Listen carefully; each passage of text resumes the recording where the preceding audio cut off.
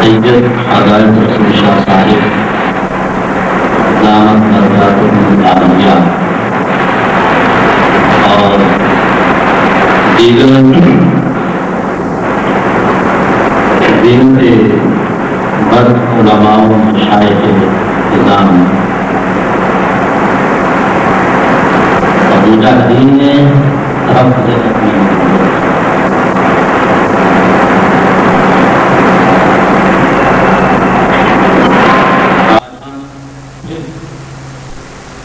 اللہ کے کرم سے حضور تاجدار مدینہ آگئی دو جہاں نبی رحمت صلی اللہ تعالی علیہ وسلم کے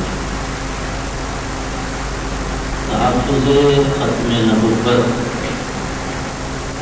کے سلسلہ میں منعقد 5 روزہ پروگرام میں تربیت کی حاضر ہے۔ اللہ پاک ہم سب کی حاضری کو اپنی بارگاہ عظیم میں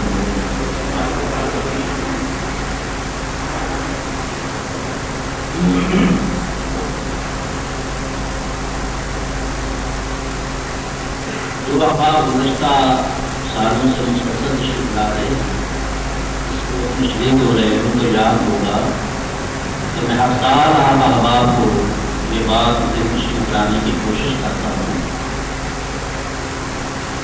کہ امت آخر یہ مسئلہ ہے ختم نبوت جو ہے اس میں اتنی حساس کیوں ہے؟ شر سے لے کر رد تک ختم نبوت کے مسئلہ پر امت کے اندر ایک احساس پایا جاتا ہے۔ اس کی کیا وجہ ہے؟ اور تھوڑے مسائل ہیں لیکن ان میں سے کسی مسئلے کے حوالے سے اتنا شدید انصاف نہیں پایا جاتا امت کے اندر جتنا اس مسئلے کا پایا جاتا ہے۔ کا جواب آپ کو یاد ہوگا، میں نے ہمیشہ عرض کیا ہے آپ سے کہ امت کا اس مسئلے کے حوالے سے حساس ہونا اور امت کے ایک فرد کا اس حوالے سے پریشانی کا اظہار کرنا اور آقا جہاں صلی اللہ علیہ وسلم کی ختم نبوت کے حوالے سے اپنے جذبات کا اظہار کرنا، یہ دراصل اپنے دین اور ایمان کی بقا میں نہیں، ہماری وجود کی بقا کا بھی یہی بنیاد ہے۔ ہمارا وجود اور ہمارے وجود کی عمارت یہ قائم نہیں رہ سکتی، ملت کا وجود قائم نہیں رہ سکتا، ہمارا تشخص قائم نہیں رہ سکتا، ہماری انفرادی حیثیت، ہماری انفرادی شناخت اور ہماری علیحدہ پہچان قائم نہیں رہ سکتی اگر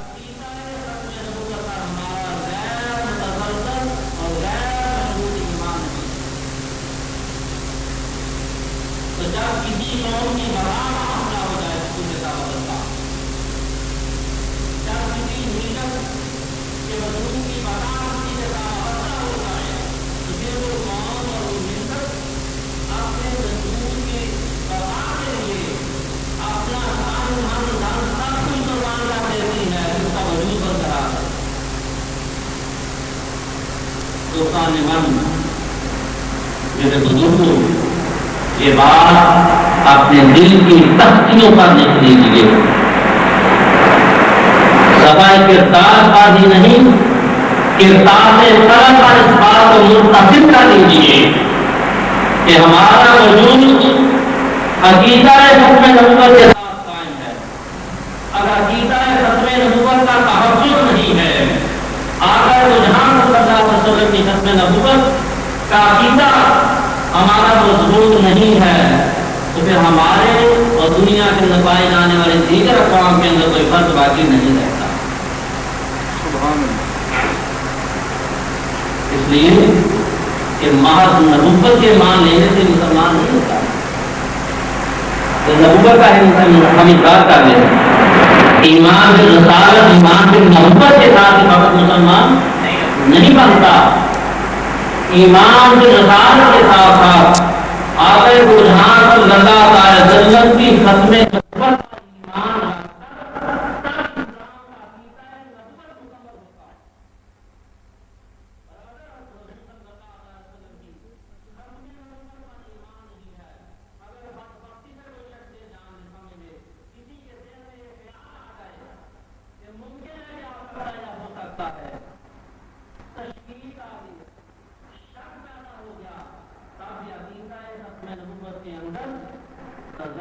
ایمان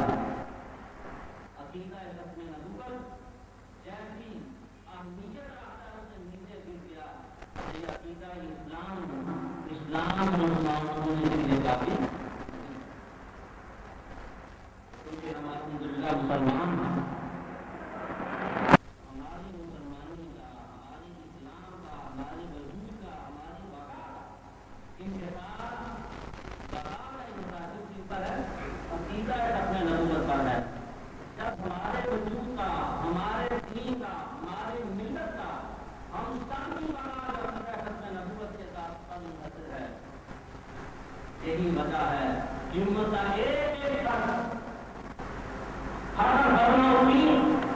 ہر نوجوان, ہر بچہ, ہر مرد اور ہر عورت جو ہے وہ عقیدہ ختم نبوت کے حوالے سے ہمیشہ ہڑتال ہے. اور اس امت نے اپنے اندر ہر قسم کے فتنے کو برداشت کر دیا, لیکن جس فتنے کو برداشت نہیں کیا وہ فتنہ ہے نبوت کا فتنہ ہے. 14.5 سال کے اندر جہاں کہیں بھی زمین کے جس ٹکڑے کا بھی کسی مدعی نبوت نے دعوی نبوت کیا ہے, یہ قوم یہ امت مسلط آرام سے نہیں بیٹھی, بے چین رہی ہے جب تک اس کو جیسے کے داں تک پہنچا نہیں ملا. اس امت نے اپنے سے سب کچھ برداشت کر دیا, اپنا سیاسی تسلط ختم کروا بیٹھی, اپنے معاشی اقتصادی تسلط ختم کروا بیٹھی, سب کچھ ختم کروا لیا. ہر چیز پہ اس امت میں کمٹمنٹ کر لی, تسلیم کر لیا, لیکن ایک چیز جس کے ساتھ کمٹمنٹ نہیں کی, ایک چیز جس کو اس نے تسلیم نہیں کیا, وہ آقا دو جہان صلی اللہ علیہ وسلم کے بعد نبی کی نبوت کو تسلیم نہیں کیا. یہ 1400 سال 14.25 سال تاریخ کا میں آپ کو خلاصہ بتا رہا ہوں. 14ویں صدی کے اندر ہندوستان کی سرزمین پر جب 1857 کا انقلاب آیا, برطانوی سامراج کی حکومت قائم ہو گئی, تو برطانوی سامراج کے اس دور نامسعود کے اندر ایک فتنہ براہ راست برطانوی سامراج کی اقتدار کی چھتری کے نیچے فتنے نے سر اٹھایا. وہ فتنہ متنبیت ہے, وہ فتنہ قادیانیت ہے, وہ فتنہ مرزائیت ہے. اس فتنے کا سربراہ مرزا غلام محمد قادیانی, جو ہندوستان کے ضلع گرداسپور کہ ایک قصبے قادیان کا رہنے والا تھا.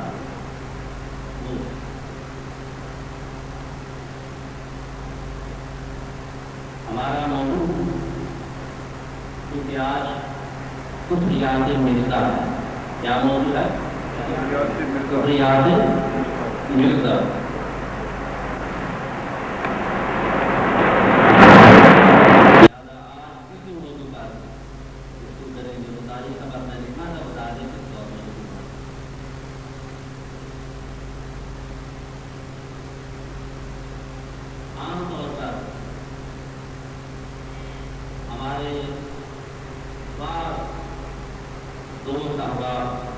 مسلمان اپنے آپ کو روشن خیال کہلانے والے, اپنے آپ کو وسیع النظر, وسیع الخیال, وسیع الفکر کہلوانے والے, اور بعض لوگ نادانی کم علمی کی بنا پر یہ کہہ دیتے دیکھو جی وہ نمازیں بھی تو ہماری طرح پڑھتے ہیں، روزے رکھتے ہیں، ان کے اخلاق ہم سے بہتر ہے، وہ سلام کرتے ہیں، قربانیاں کرتے ہیں، سب کچھ کرتے ہیں، تو ان کو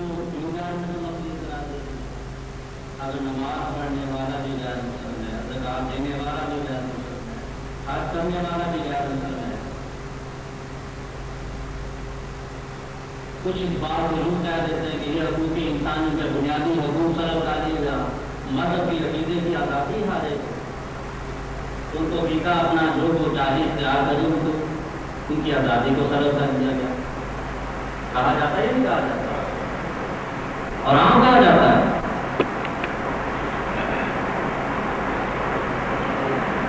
یہ کہنا اس قسم کے خیالات کا اظہار کرنا یہ سراسر کام علمی پر مبنی ہے، ادبی معلومات پر مبنی۔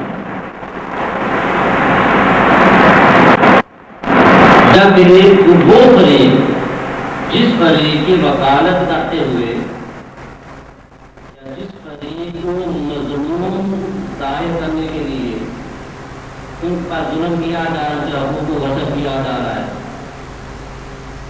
شاہ سے زیادہ شاہ کا وفادار کرنے کی کوشش جو کی جاتی ہے، یہ غلط ہے،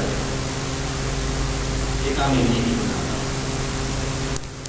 جبکہ اس فریق کا اپنا دعویٰ ہے، اس فریق کا اپنا دعویٰ یہ ہے، اپنا قول یہ ہے، ان کا اپنا موقف یہ ہے کہ ہمارا اور اپنے آپ کو مسلمان کے لگانے والے غیر ہمارا اور ان کا درمیان میں ہر چیز کا فرق ہے۔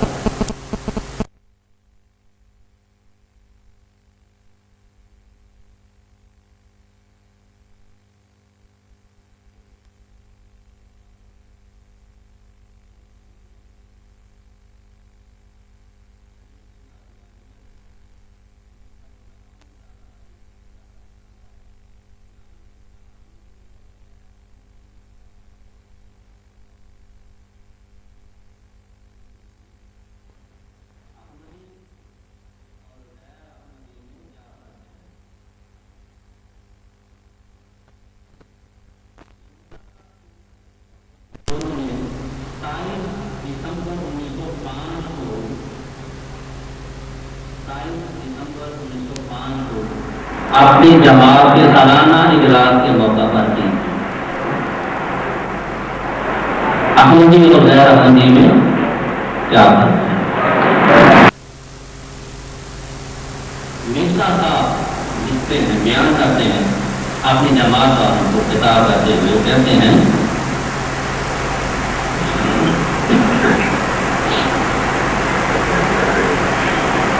سوٹی قائم کرتے ہیں ایک جماعت الگ بنانے کی وجہ، یہ سوٹی قائم کی انہوں نے، ایک جماعت الگ بنانے کی وجہ، چھوٹا سا پہلا ہے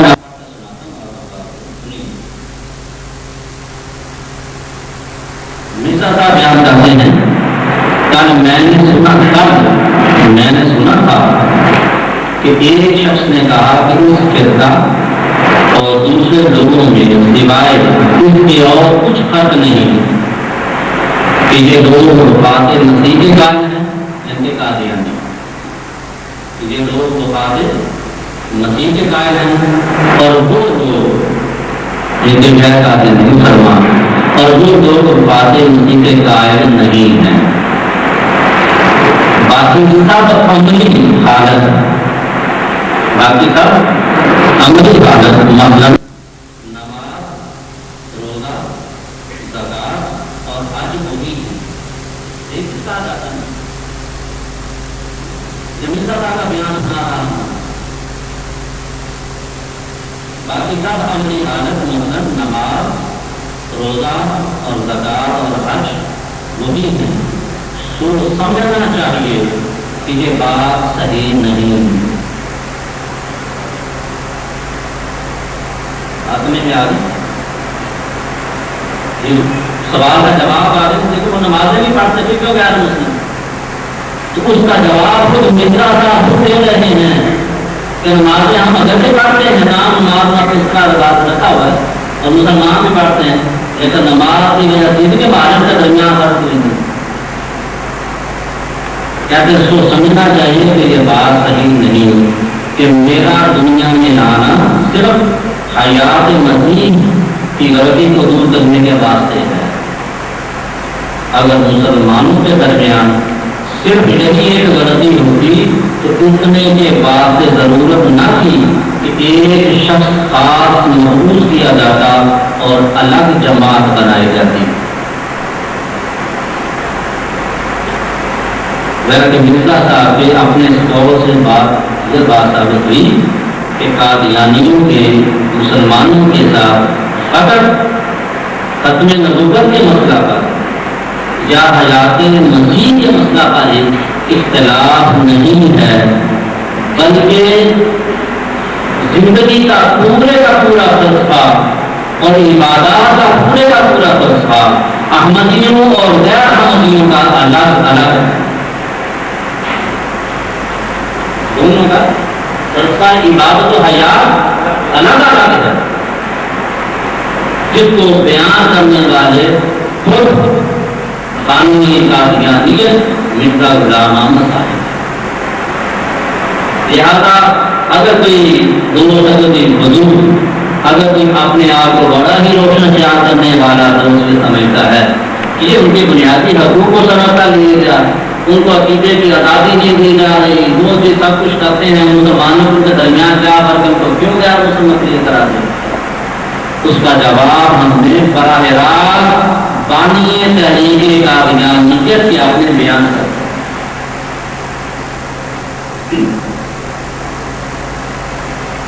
یہ بات ہمیں میں آئی۔ حوالہ لینا چاہیں اس کا لیکن سفا نمبر 3 ہے، اس کا سفا نمبر 3 احمدی اور ضیافت ہے، سفا نمبر 3 یہ چھپی ہوئی ہے کتاب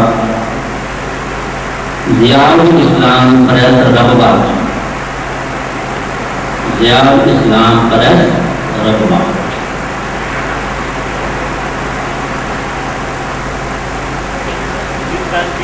جی ضیاء الاسلام جی سال بھی اس میں نہیں لکھا ہوا، کوئی سال نہیں لکھا ہوا۔ آپ کا نام کیا ہے؟ احمدی اور غیر احمدی میں فرق کیا فرق ہے؟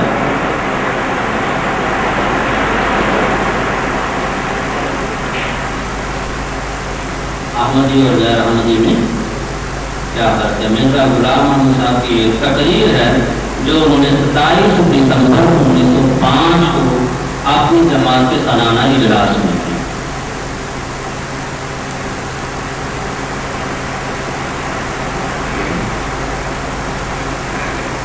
اب آئیے ہم اصل گفتگو کی طرف آتے ہیں۔ دین اسلام یہ 2 چیزوں سے مرکب ہے، 2 چیزوں کا مجموعہ ہے جنہیں ہم آسان الفاظ میں کہہ سکتے ہیں عقیدہ اور عمل کا، عقیدہ اور عمل کا۔ عقیدے کو ایمان کہتے ہیں، عقیدہ اور عمل دونوں کے مجموعے کا نام کیا ہے؟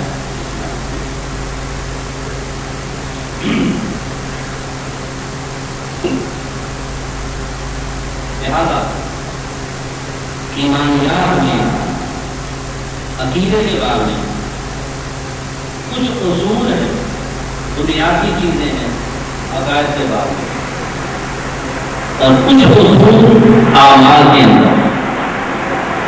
عقائد میں جو اصول ہیں،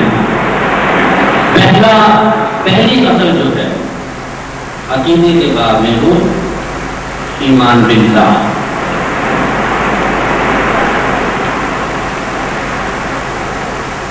دوسری اصل ایمان بالرسالہ۔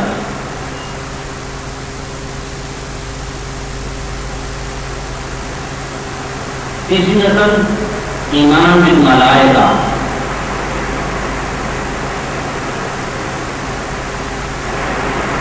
چوتھی ایمان بالکتب، پانچویں ایمان بالآخرہ، چھٹی ایمان بالقدر، ایمان باللہ، ایمان بالرسالت، ایمان بالملائکہ، ایمان بالکتب، ایمان بالآخرہ، ایمان یہ پورے ایمان ایمان بالقدر تقدیر کے چھوٹے یہ کیا ہے؟ اصول ایمان یہ ہمارے میں اور اس کے ساتھ اس کے پہلے اعمال کے اندر اصول ہے۔ نمبر ایک شہادت وسیع رسالت،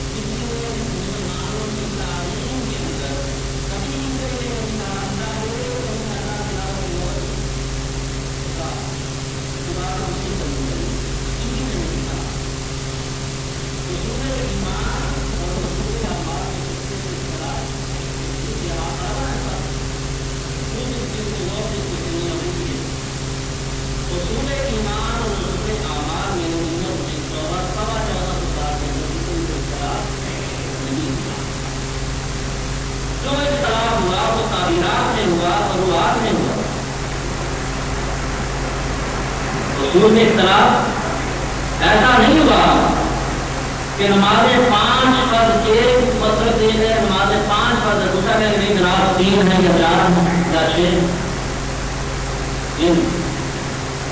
کوئی مغربین کہہ رہے عشاءین کہہ رہے ظہرین کہہ رہے نماز 5 ہی اس کے نزدیک 5 ہی یہ اصول ہے۔ اصول میں اختلاف نہ اعمال میں ہوا نہ ایمان میں، نہ عقیدہ میں ہوا نہ عمل میں ہوا، یہ اصول ہے۔ اب اس سے جو بات واضح ہوئی وہ یہ کہ مسلمان ہونے کے لیے ان چیزوں پر ایمان لانا یہ ضروری ہے، اور کامل ایمان بننے کے لیے کامل ایمان بننے کے لیے اور ایمان میں اعلیٰ ترین درجات حاصل کرنے کے لیے ان اصول ایمان سے اللہ عطا کرتا ہدایات کے مطابق ہمارے پاس کرنا یہ درجات بلند میرے پاس درجات اعلیٰ مقامات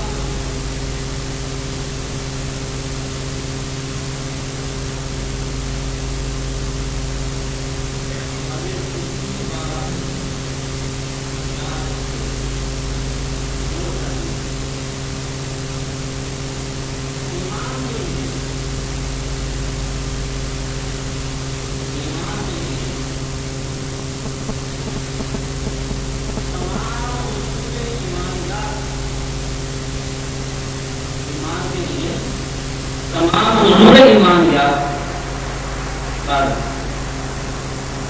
غیر مشروط اور غیر متزلزل ایمان جو ہے وہ بھی تفصیل ضروری ہے. مثلا جب ہم ایمان باللہ کہتے ہیں تو ایمان باللہ کرنے یقین شامل ہے جب اللہ تعالیٰ کو ذات و صفات کے اندر یکتا مانے، لا شریک مانے کہ نہ اس کی ذات کا کوئی شریک ہے نہ اس کی صفات کا کوئی شریک ہے.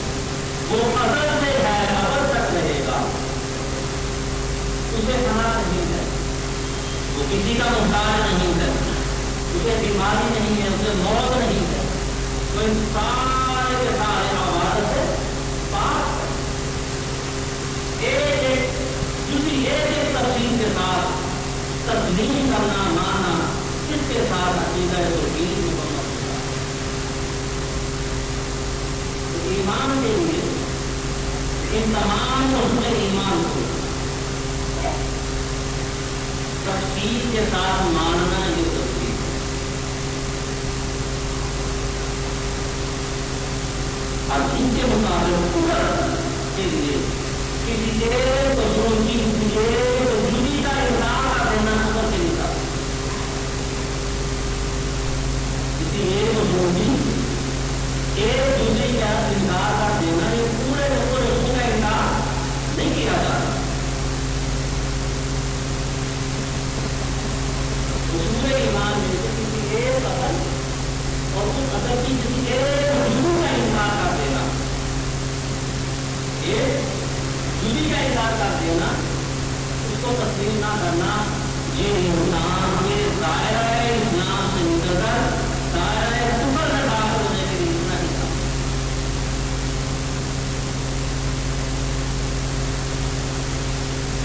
جیسا اللہ تعالیٰ کی شان ہے ہم جب ملامین اللہ تعالیٰ سوالوں و تناسب سے پاک ہے.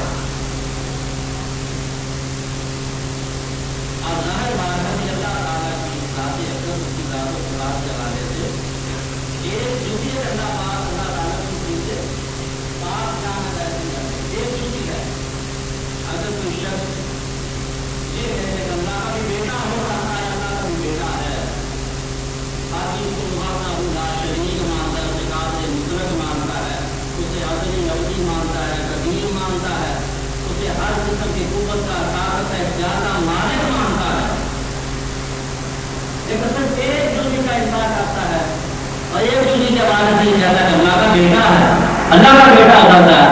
باقی اصول اصل توحید میں سے کسی اور چیز کا انکار نہیں کر رہا تو فقط ایک اسی جزئی کی بنا پر دائرہ اسلام سے خارج ہو جائے گا، دائرہ اسلام سے خارج ہو جائے گا. اس لیے میں نے پوجا کے جواب یاد رکھ دیجیے کہ مومن ہونے کے لیے اصول ایمان کے ہر اصل کو، اصول ایمان کی ہر اصل کو اس کی جملہ تفصیلات کے ساتھ ماننا یہ مسلمان مومن ہونے کے لیے ضروری ہے. اور اس کے مطابق کفر کے لیے کسی ایک اصل کی ایک جزئی کا انکار کر دینا دائرہ کفر میں داخل ہونے کے لیے پڑتا ہے. یہ میرا تفصیل میں اس لیے چلا گیا تاکہ کیونکہ یہ موضوع ہم نے کل بھی یہی چلانا ہے تاکہ بنیاد آپ لوگوں سے سمجھ آ جائے. تو جو میں نے ضرورت کی ہے اصول ایمانیات اور اصول اعمال، اصول ایمانیات کا میں نے آپ کو کر دیا. اگر کوئی شخص مسلمان نہیں ہونا چاہتا ہے تو اسے تمام تفصیلات کے ساتھ اصول ایمانیات کو تسلیم کرنا اس کے لیے ضروری ہے. اور اس کے دائرہ کفر میں داخل ہونے کے لیے، دائرہ اسلام سے خارج ہونے کے لیے ایک جزئی کا انکار کر دینا بھی کافی. دوسری طرف مقابل بھی آتے ہیں اصول اعمال. اصول اعمال، اصول اعمال کے اندر ایک حیثیت اس عمل کی حیت ہے، حیت قضایا ہے، حیت قضایا ہے کہ اس عمل کو ادا کیسے کیا جانا ہے. نماز پڑھتے ہیں، نماز میں قیام کرتے ہیں، رکوع کرتے ہیں، سجدہ کرتے ہیں، ہاتھ رفع دین کرتے ہیں، ہاتھ باندھتے ہیں. حیض قضائیہ نماز کی یہ ہے، اولاً قیام ہے، پھر رکوع ہے، پھر سجدہ، پھر تشہد ہے. ایسا تو کبھی نہیں ہوتا کہ کوئی پہلا تشہد کر لے، ایسا ہوتا ہے کبھی نہیں.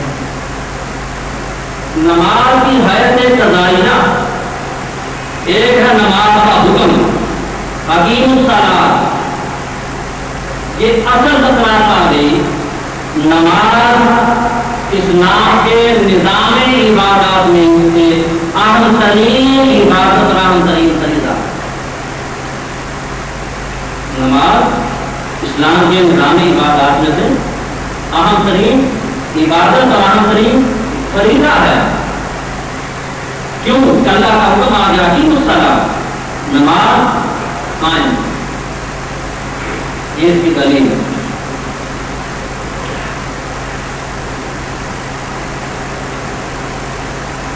اب دوسری جو چیز ہے، یہ تو اس کا حکم آ گیا کہ نماز کا یہ فرض ہے. اب اگر کوئی شخص نماز کی فرضیت کا انکار کرتا ہے، وہ کہتا ہے کہ میں نماز کو مانتا ہی نہیں ہوں، نماز کوئی فرض نہیں ہے، نماز کوئی فرض نہیں ہے، میں نماز کی فرضیت کو نہیں مانتا، نماز فرض نہیں ہے. اگر کوئی شخص یہ کہتا ہے اور نماز کی فرضیت کا انکار کرتا ہے تو نماز کی فرضیت کا انکار کر کے وہ شخص دائرہ اسلام سے خارج ہو جائے گا. لیکن اگر ایک شخص نماز کی فرض مانتا ہے، پڑھتا نہیں، کہتا کہ میں گناہگار ہوں، آج سستی ہو جاتی ہے، قائدی ہو جاتی ہے، گناہگار ہوں، شیطان غالب آ جاتا ہے، شیطان اس طرف نہیں آنے دیتا، وہ گناہگار ہے، گناہ کبیرہ کا مستحق ہے. لیکن نماز کا منکر نہ ہونے کی وجہ سے فرض کا تارک تو ہے، لیکن فرضیت کا منکر نہیں ہے. تو